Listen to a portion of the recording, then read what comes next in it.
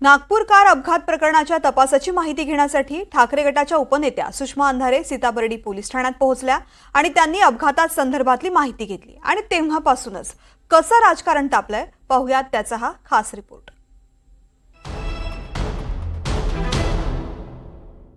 ज्यार्थी आपण आरोपींना ताब्यात घेतलं म्हणजे आरोपी काही हवेतनं पडला गाडीमध्ये, बरोबर आहे। मग गाडीचा नंबर एफआयआर मध्ये का आला? तुम्ही गाडी गॅरेजला पाठवली, गॅरेजची व्हिडिओ फुटेज मी काढायचे कसं? आता लाहोरी बारचं सीसीटीव्ही फुटेज आपल्याकडे आलं आणि आपण मेडिकल करायला गेलो। सर आपण मेडिकल किती लोकांचं केलं सर? 2 लोकांचं।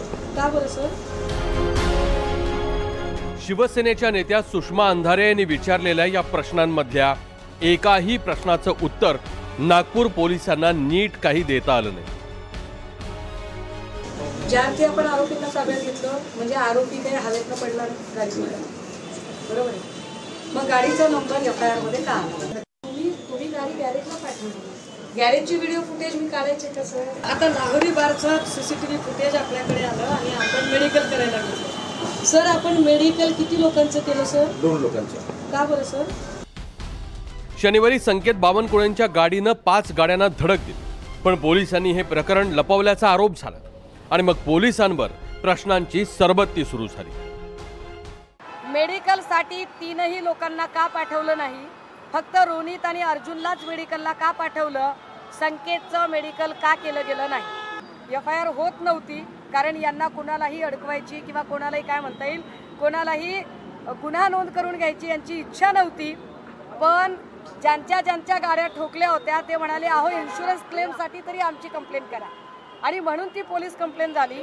पण ती पोलीस कंप्लेंट करताना गाडीचे डिटेल्स आले नाही। संकेत बावनकुळेची गाडी आहे हे पोलिसांना कळलंच नाही, फार गमतीदार आहे।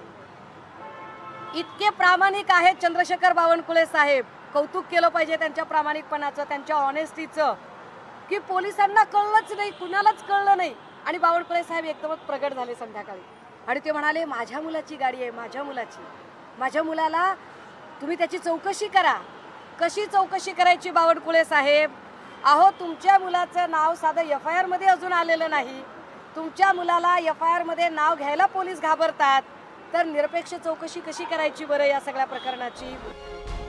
पण एकीकडे हे होत असताना दुसरीकडे संकेत बावनकुळेंच्या त्या दिवशीच्या डिश मध्ये असलेलं कथित बीफही बाहेर आलं।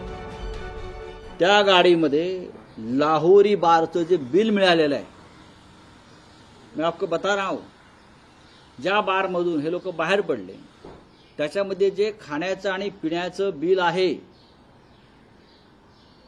ते बिल लोकांसमोर आणलं पाहिजे।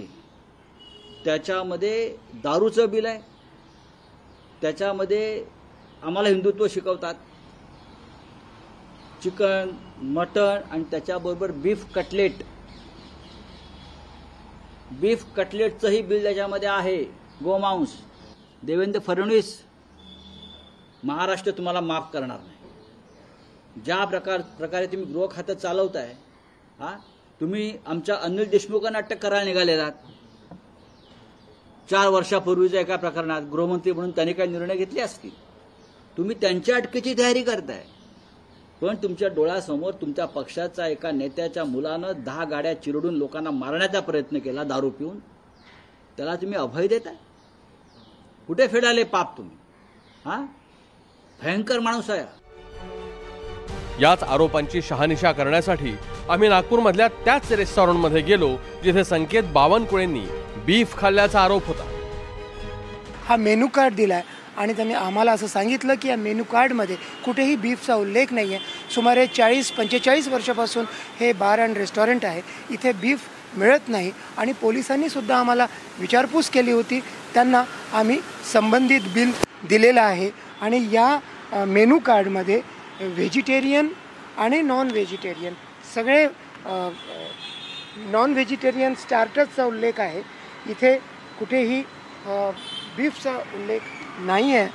आणि त्याशिवाय नॉन व्हेजिटेरियनमध्ये chicken manchurian, chicken roll, egg hakka noodles, chicken chopsuey, garlic chicken वगैरे प्रकार आहे।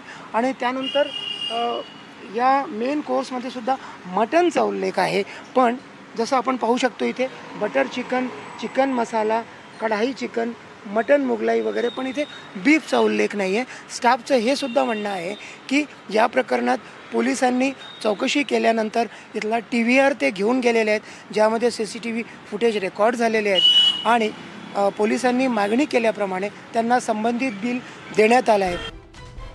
संकेत बावनकुळे यांच्या कथित अपघातात नागपूर पोलिसांची भूमिका संशयी असल्याचा दावा विरोधकांचा आहे.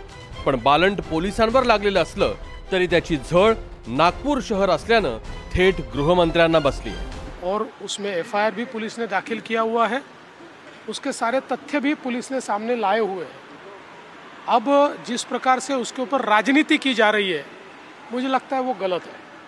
इस प्रकार से बावनकुळे जी को टारगेट करने का विचार रखते हुए उसके ऊपर राजनीति करना ये ठीक नहीं. संजय तिवारी, NDTV मराठी, नागपूर.